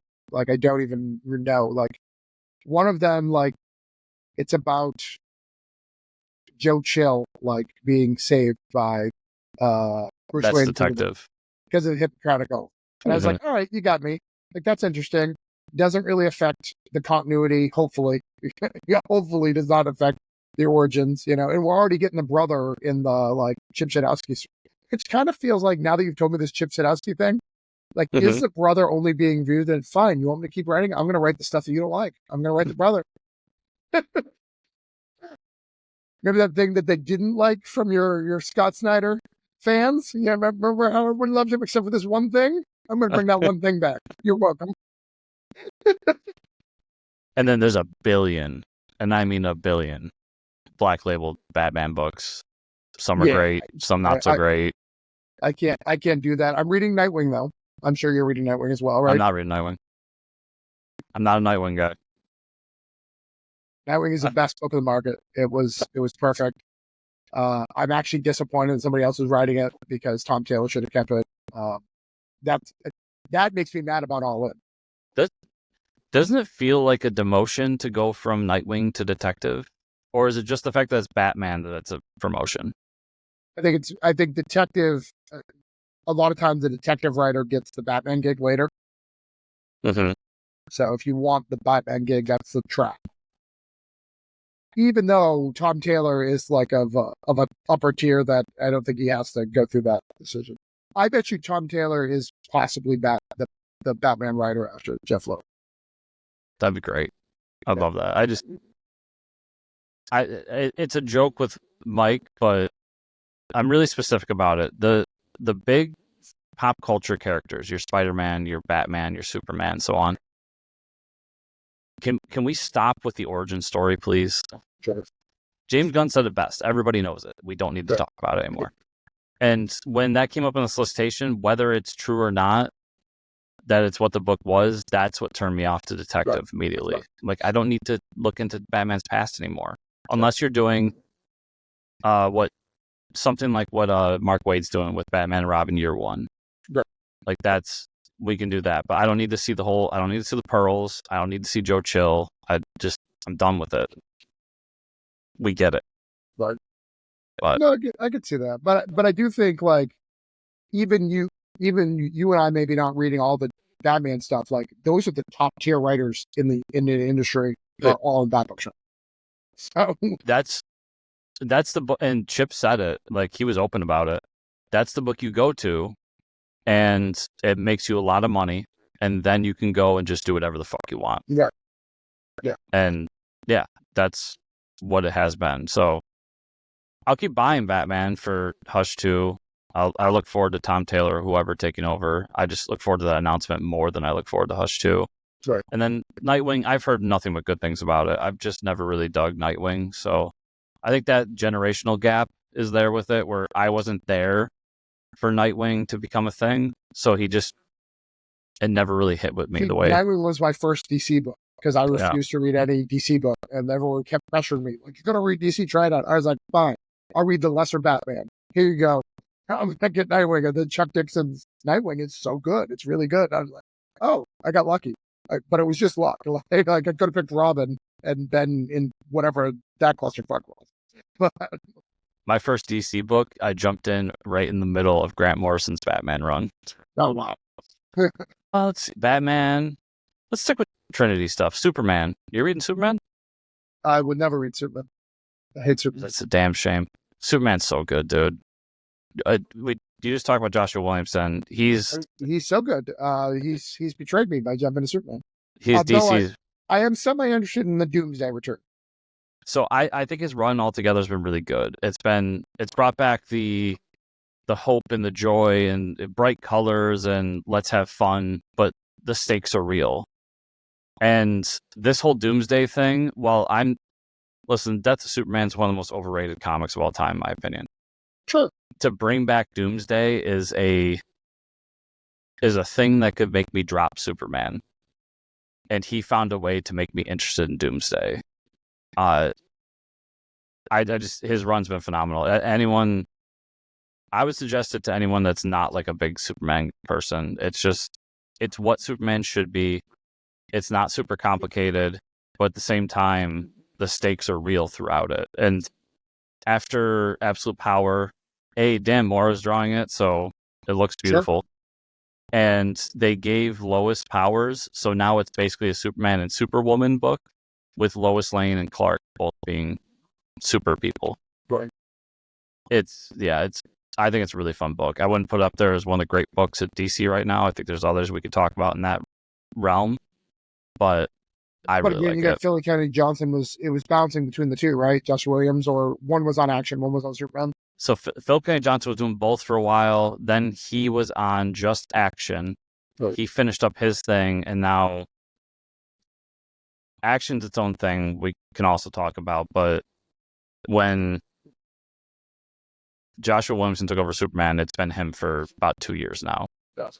And Action, I like what they did with Action too. It's one writer, one artist. They take over the book for X amount of issues. They tell a story and they pass it along to the next guy. Yeah. And for a minute there, it was Joshua Williamson doing both. And his Brainiac story was going back and forth between the two. And now it's Mark Waid doing it. Right. Gail Simone did a run of it. Hers was okay. Action's been a fun book too, but the main Superman book's the one. Yeah. Like, that's where you want to go. No, I mean, like I said, I'm interested in Doomsday, and not because of the stuff. I get it's overrated, but I do think Doomsday is an upper tier villain that they don't know what to do with ever since he killed Superman, because you can't really top that, right? And I like someone who just likes to fight Superman, like just beat him down. Like ever since he got smart or smarter, he's never been smart, but smarter. I've liked him less as they continue to do it. But that anniversary issue of Superman, I did pick up that, and like that little story, I was like, oh, that Dan Jurgens did of like this new like 3-armed, something was weirder than 3-armed or 4-armed Doomsday. I was like, oh, I'm interested, and I would like Doomsday to be relevant in the Superman world. How would you feel if Doomsday became Kang? That would be stupid. Okay, don't read the newest Superman then. So what he's doing is basically every time Doomsday dies, he evolves in some way, and before the fight starts, part of his thing. Yeah. So before the fight starts, Doomsday comes from the future as the time sweeper, and is this thing that is basically Kang the Conqueror, except he's not super evil, because he actually comes back and goes like, we're interconnected through this. Like, we are, right, throughout time, we will be the yin and yang. But now I've come back to say we need to work together. And it starts with you killing me right now. Interesting. In the present. So yeah, I think it's a good story. It's only 2 issues in, so it's easy to jump in to it. I'd recommend it. And then, are you reading Wonder Woman? I'm not a Tom King guy, so. No. Okay. I've never understood Wonder Woman. Like the Amazon, the America, like I try, and I never get it. Even when I like when Greg Rucka jumped on, I was like, oh, I'm a huge Greg Rucka fan. I give it 2 issues. Like, Absolute Wonder Woman is the only one I'm dropping. Like, I'm even keeping Absolute Superman, which I don't love. But I gave it 1 issue. I was just like, this is dumb. Like, I just don't care about Wonder Woman. We'll jump to Absolute in a second. I'll say, the second they announced Tom King, I've sworn off Tom King. Like, every time I try one of his books, I don't dig it. It's a matter of taste more than anything. So, sure. But I've been reading George Perez's Wonder Woman, which is essentially the birth of the modern Wonder Woman, and I really like that. Like, I like her as a character, but you have to get the right creative team on board for me to. I like her as a secondary character. I like her as the third part of the Trinity, but yeah. Well, and I think when I'm reading George Perez's stuff, I'm like, this is the version I like of her, right? And it's already been done, so it's tough to like keep going back to that well. Let's jump over to Absolute. So it seems like you feel a little different. your overall thoughts of Absolute. Batman's good. I like Superman, but I don't love it. The two issues aren't swaying on me. I do like the talking suit because I think that makes modern sense for Superman. But really, we don't really know anything about this Superman. Like, we know he does have a sense of right and wrong, but it's slightly different than the old one. So I don't know. I don't know how I feel about it. Like Superman, it's so foreign. Like, I don't know. And I want the core of Superman to be there, so I'm waiting for it to happen. And then Absolute Wonder Woman, like, really cool storyline, but I'd rather that be a new origin for a villain for Wonder Woman than be Wonder Woman. So overall, I really love these issues. We're only 2 issues in on all of them, so plenty of time to screw it all up. But I just do like it goes back to the Ultimates thing. I love an alternate universe version of these characters that's not bogged down by so much continuity that we can do new and different things with. Right. And the Wonder Woman book gave me one of my favorite moments of the year, which is her basically telling the general, like, when you want to start acting like an adult, we can talk. In the meantime, I'm going to fix this problem. Right. And, like, walking away from him. And yeah, you're right. With Superman, it was a cool origin. It was fun jumping in, seeing the differences. I think right now, as I've kind of thought more about those books, it's more the new and shiny that I'm really enjoying than anything. Right. And they've got to show that they have staying power for the next 3 or 4 issues. But I'm on board for all of them so far. Yeah, I like Batman a lot. I think Superman has some unique elements, and I trust Jason Aaron, so that's why I stuck with it.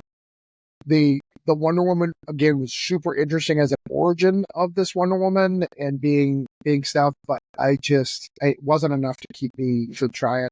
And then I also don't love Kelly Thompson, so I know she's going to let me down at some point, so just why not get out now? I've never read any of her stuff, so I don't know. She's always in characters I don't care about. I'll choose a Stephanie Phillips over Kelly Thompson any day. I mean, I won't disagree with you that Stephanie Phillips is a great writer. Unfortunately, she's doing Spider-Gwen now, so I don't care. Right. She's doing Phoenix, though. Phoenix is really good. That's the next book. It is, but it's like she's fighting like... You should read it, because she's fighting like Thanos in the Thanos Cabal, and she fought Gore the God Butcher. Like, she's not fighting X people, which is really confusing when you see the Starjammers on the covers. So I understand why you didn't know that. Because he's hanging out with the father-in-law, like, for whatever super reason. How about Green Lantern? Are you reading any of the 80 Green Lantern books? I dropped Green Lantern. I like Green Lantern as a team book, and I know it's back as a team book, but Grant Morrison got me away from Green Lantern. I haven't looked back. So when he came over and took over and switched it to just Hal, and I loved the story before where Hal didn't have the ring and he had like to do his thing. So like, and Garth is like, no, I'm Garth. I do Garth stuff. So I dropped it and I have never looked back. Sad, because I wanna like Green Lantern. I'm reading Jon Stewart's book because I like that character. Yeah. It's not blowing my socks off, but as a fan of the character, it's just like, this is cool. It's a little confusing because I'm not in the overall Green Lantern universe, so I missed why they're stuck on Earth and everything. Right. But it's good enough where it doesn't matter. Yeah. I agree with you, though. I'm more interested in them coming together as a team. I think it's the next couple weeks here, maybe next month, than I am in a solo book. The only Green Lantern thing I read this year is I tried Tim Sheridan's one.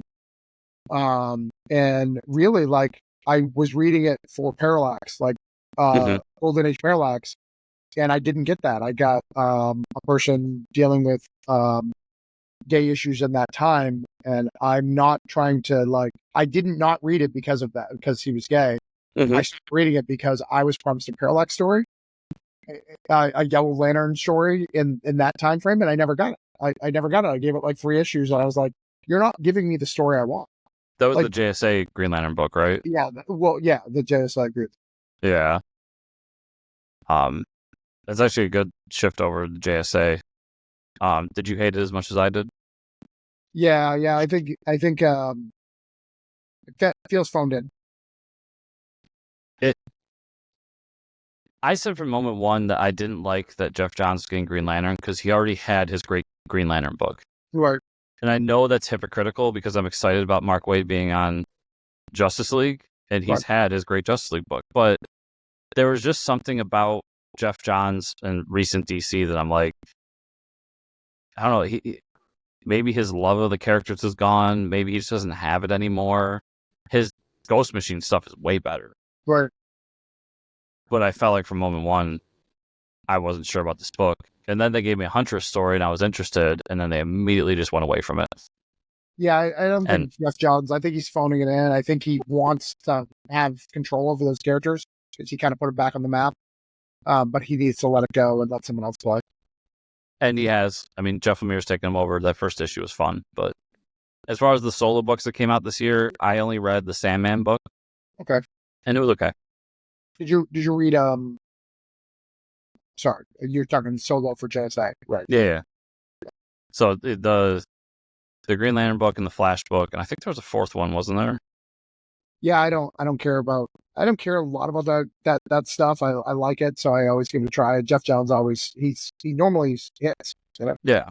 It's just been the past, like, however many attempts he's had at DC have been kind of floppy. Right. But yeah, JSA's, I mean, I think we're going to get a resurgence. I like that new issue, but it's only one issue, so we'll see. I'm trying to go through it. We didn't get an Aquaman book this year, which is disappointing. Did you read Green Arrow? Green Arrow? I did not read Green Arrow. Did you? I did. I loved Green Arrow. I thought it was great. And it's the funniest thing in the world. So we got this all in, right? We got this all in event. It was really, really good. All supposed to be revamped. Josh Williams came up with that. Like it was a Josh Williams, Scott Snyder thing. His Green Arrow was him still writing it in the all-in thing, ending his arc. Mm-hmm. Defeating the whole purpose that he put together. Like, this is you. It was a lot. Green Arrow recommend. A lot of fun, but it was Arrow family, so you got to really care about Green Arrow. Yeah, I've read some great Green Arrow books, but he never really hits the top of my list personally. Okay.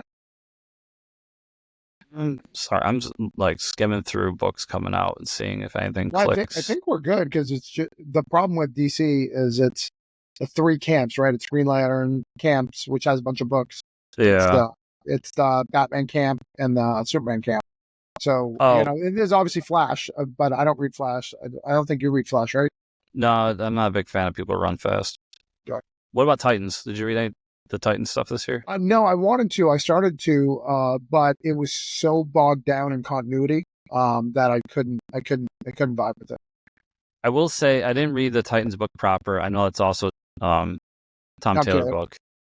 The event he did earlier in the year, the Beast World, was one of the best event books either company has done in a long time. And that's as somebody that does not read Titans and doesn't really care about those characters that much. Yeah. I definitely recommend that book because, I mean, it starts off with Starro, everybody. Like, what more do you need? But it really does keep its momentum going really well throughout it. See, I skipped it because I did the Halloween event right before, whatever that one was. That one was fun, but it wasn't as good as the Beast World. I think the Beast World one's one of the best events in a long time, personally. I would recommend pick up it. Just the trade of the main series. I didn't pick up ancillary stuff. Right. Just that was a really good book. Okay. So yeah, that's DC. I mean, it's tough with DC. I think they're doing really good, but a lot of their stuff has just been revamped this year or past couple of months with Absolute's brand new, All-In's brand new. So there is a lot of excitement about DC out there, but I think overall their storytelling's been really good. Yeah, I think DC's really doing it good, not only on the storytelling aspect, on the marketing aspect. They came up with little books first for manga. They're now just announced that they're in dollar stores for the Rebirth stuff, so you can buy all the Rebirth stuff first issue in dollars. Like I think they're not only are they doing good on the comic side, but they're also doing really good in the marketing side to keep them relevant. where Marvel is continuing its trend is where we're trying to make stuff that could be used for movies later. Like, Yeah. just DC's always been really good at getting their books into places that aren't comic shops too. Like, the Ollie's discount store. right. It's always DC and Vertigo stuff in there. I walk into Walmart. There's DC books on the shelves. I'm not a big wrestling guy. I know you are, but they have a big marketing push with AEW that I hear from my wrestling friends. Like, there's DC Comics commercials on during wrestling. Right.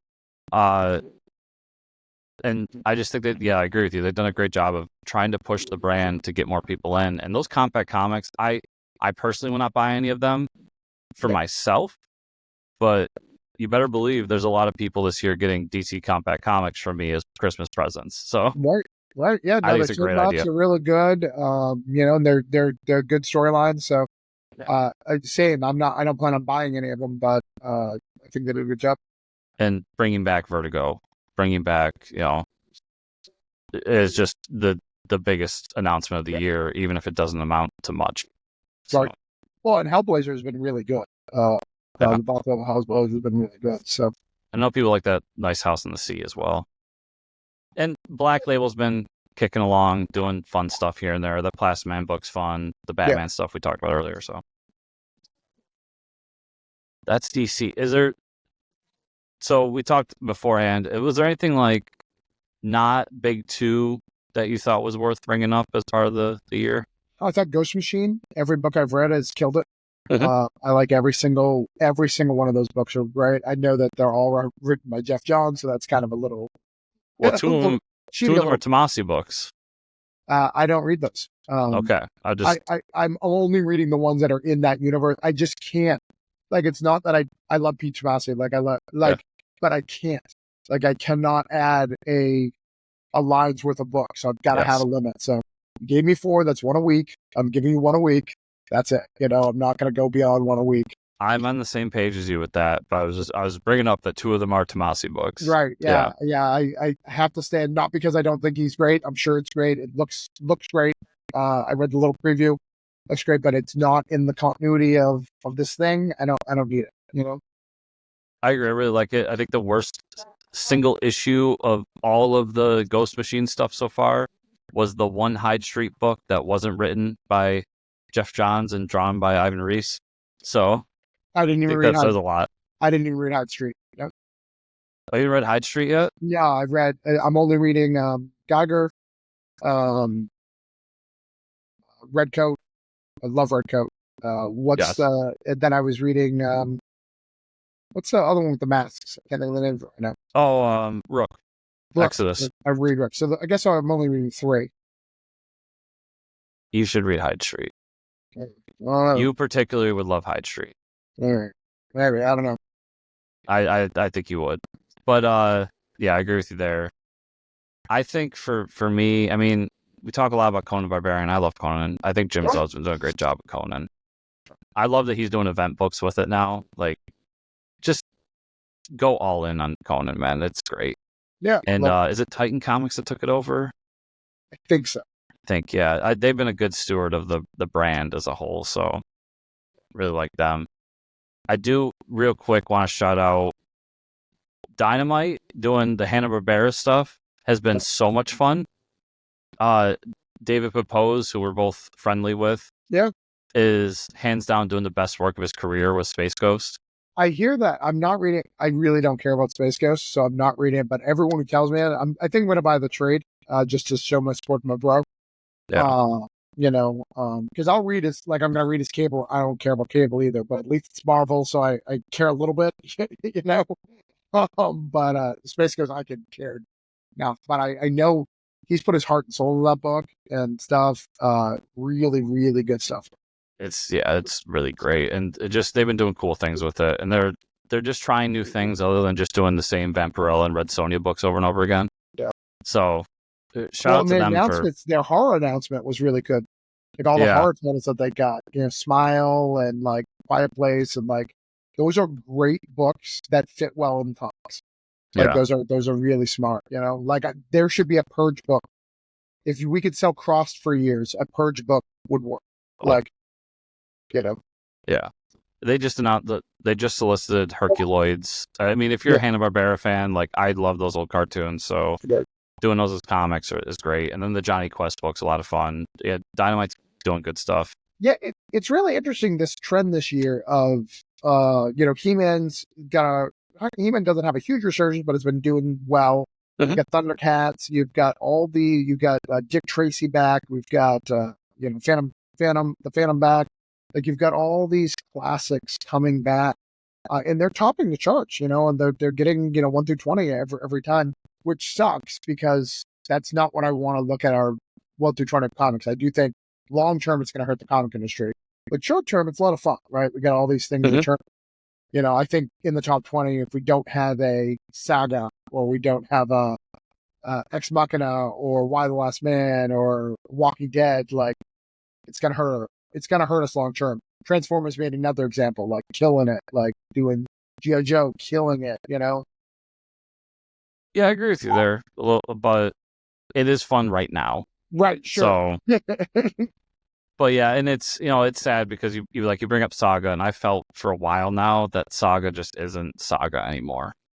And I felt that the books I'm getting drawn to are more IP driven, and yeah, I mean that's kind of the world we're living in at this point. Like IP is king. You hear it all the time from these companies, but I would like to see, and that's part of the reason why I support people like you who do Kickstarter stuff and are trying new things as well to try to get new ideas out there. But I think we'll see. It'll turn around in a few years. We'll I get think back. the only thing relevant right now that's top tier, like even though I'm not even reading it, is Something's Killing Children, right? Like that's the must have for most people. That they need it. Even though I think his better work is Deviant or There's Something Left, like those are better. I've read Something Killing Children. I like his sub book, Department of Truth. Those books are far more interesting to me. And that's the thing next year is everybody has a horror imprint. Everybody's doing horror. It's going to be a lot of independent horror at this point. And hey, if that's what people want, it's going to be less books for me personally, but here we are. I'm sure the cream will rise to the top there. So there's always shifts in what's popular and what's coming out, and it'll ebb and flow. So I'm not too concerned in the long term of that, but we'll see. I'm sure there'll be a drought at some point, and then we'll have to kick ourselves out of it. Well, and I mean, we've gone through these cycles before. If you look in the 90s and there's been a cycle of all these old things coming up. But I do think that what's different about this is I think Space Ghost, Transformers, and G.I. Joe are gonna survive the purge when it all goes. Yeah, because they're just a cut above what everybody else is doing.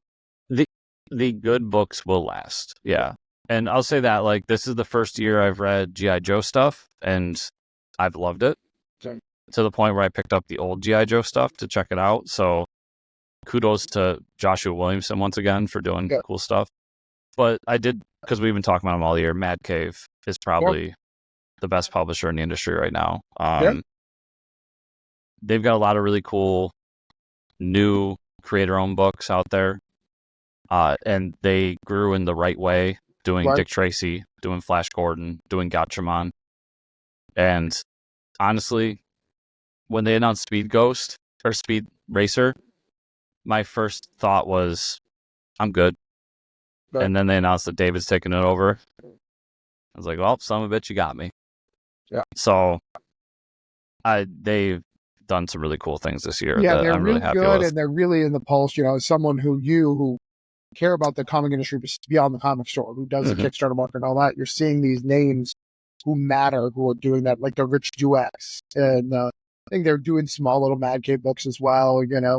I think that they're really on the pulse of who's going to make it, and they're putting their bets on creators who I believe are very talented, in the indie scene. So, and I think that's only going to pay off because it's just a matter of time before you get another Donny Cates, And David Pepos may be that. I think that Marvel and DC is really going to grab him, and put him on a long-term thing to really keep him, because I think if he's going to keep doing these Space Ghosts and Speed Racers, and he'll move over to Thundercats, maybe take it over from Declan, because I don't feel that Declan's on that book forever. No. And then you've got these Transformers. He can IP farm and like do really, really well if you don't pull him over, because I think those are risks. Yeah. And even the stuff that doesn't necessarily matter to me, possibly you, I don't know, but like them doing the all ages books or the YA books that I get the emails all the time and I see what they're doing, and that's a great place to be. And trying to get younger people into comics is big and important. So I like that. And they just announced they're doing some manga stuff as well. Like they're growing in the right ways. And there's other publishers who I won't talk about who aren't doing that, and I'm watching them fail by the minute. Right. And I just think that they've done a great job of. As an indie creator, it's never been harder to find an indie publisher. Like even Mad Cave, like right now, because they have so much talent, like they don't really need new talent. Well, and I was gonna say what I love is they did that initiative for years, and I think they did it this year, where they try to find new talent. Yep. And the guy who wrote Nottingham came out of it. Yes. Yep. So they've gotten great creators out of that as well. And now they're at a point where they have this homegrown talent that's doing great things and has really amazing books. And then pulling in the David Papose and the Cullen Bunns and the who's doing Flash Gordon. He's also doing Green Lantern. But guys like that are coming in and wanting to work with them as well. So they've got it on both ends, which is just very phenomenal. Smart. They're pulling off what they need to pull off. I think that they're the publisher that's going to be. I think they'll be in the 4th or 5th position next year. They're quietly becoming one of the highest selling publishers in the industry, outside of the big two, obviously, but they're quietly becoming that, and people don't realize it. And a lot of it has to do with the stuff we don't talk about, which is the YA and the all ages stuff. And I think they're smart too. Like I think they're willing to drop something when it's not working. Like where Dynamite has over the years been continuing to put out books because it has a good idea name to it. I don't think Mad Cave's that company. I think if Speed Racer doesn't sell, they won't do it. If Dick Tracy doesn't sell, they won't do it. They'll drop it, not care about how much they paid for the IP. Versus a Dynamite will continue to put it out. Or, whoever had Lone Ranger before the new person had it, they continued to put that book, even they were doing a subpar book, just because they wanted that IP, because it guaranteed them 2,000 sales full, Yeah. So, yeah, I've just been really in love with what they've been doing, and following them over the years has been great. I mean, watching them do which Battle Cats is a fun book, don't get me wrong, but watching them do Battle Cats in the beginning and like doing this book that was just some guy trying to make this fun book about cats with swords, and turning into the publisher that's reprinting everything Flash Gordon and putting out new Flash Gordon books it's an impressive feat, and I've really liked it. They're doing good stuff. Yeah. So, you got anything else? Or no, I think we're good. I think we wrapped everything up. We've been here for 2 hours, so I think we're good. I was gonna say I really appreciate you taking the time today, man. Before we take off, though, where can people follow you further? Social media. You don't have a Kickstarter going on right now, do you? I don't. No. TravisGibb.substack.com is where you can find me, and I get updated stuff. You can go to Orange Cone Productions to buy any of our stuff. We just added the Coins of Judas trade up there. If you didn't pick that up, we just added the Broke Down with Chris. Chris did some stuff on it, so we've got some new books out there. So that's good stuff. When are we going to get your Revolutionary War book? When's that coming? It's working. What we're doing, because I know that you love that genre, but it's a very small niche of people who love that stuff. We've decided to make it its own book.